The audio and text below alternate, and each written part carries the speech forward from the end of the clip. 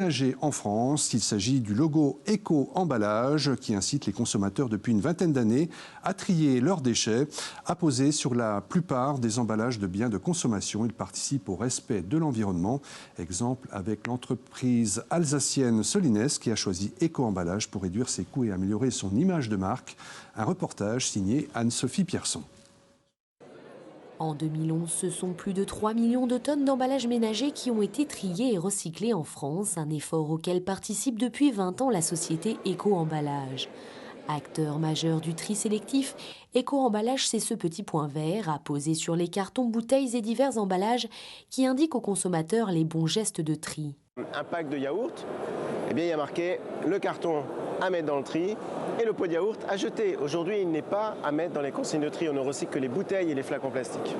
Christophe Petit-Demange est responsable logistique chez Solinest, l'un des principaux distributeurs de confiserie en France avec des marques comme Werther's ou Ricola. Chaque année, ce sont 300 000 millions de produits qui sortent de ces usines et autant d'emballages. Alors, pour réduire ses coûts et améliorer son image de marque, l'entreprise a adopté une démarche éco-responsable en partenariat avec Éco-emballage. On travaille de façon continuelle sur la réduction possible du poids de l'emballage, de la dimension de l'emballage, du poids des cartons, de façon à réduire la mise en marché de tonnage d'emballage.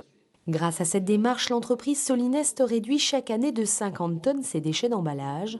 Autre mesure, sur l'ensemble de ses produits, l'entreprise a fait apposer le logo d'Éco-emballage afin d'inciter ses consommateurs à trier leurs déchets. Aujourd'hui, ce sont près de 50 000 entreprises qui ont adhéré à ce dispositif. Et pour inciter ces sociétés à réduire au maximum leurs emballages, le principe est simple. C'est sous forme de bonus-malus. Lorsque l'industriel va communiquer sur le geste de tri sur son emballage, il va avoir un bonus et il va contribuer à Éco-emballage en fonction du poids de son emballage. Donc s'il arrive à le réduire, il aura un bonus.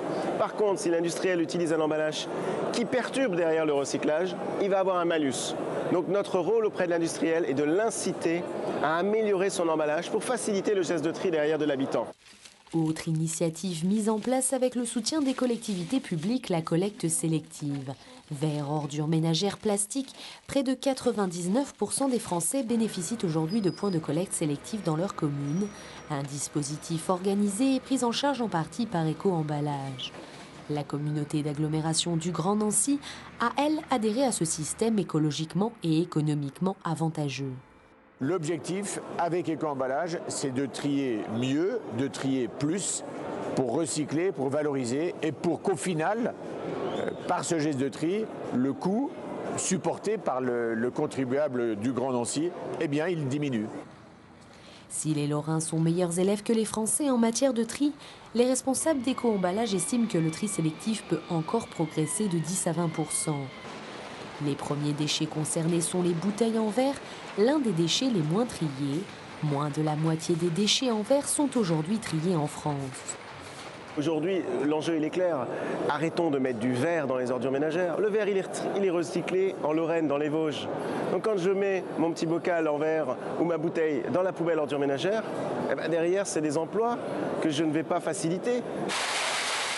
Si la Lorraine est désormais au 14e rang des régions françaises en matière de tri sélectif, beaucoup reste encore à faire pour convaincre les Lorrains d'être plus respectueux de leur environnement au quotidien.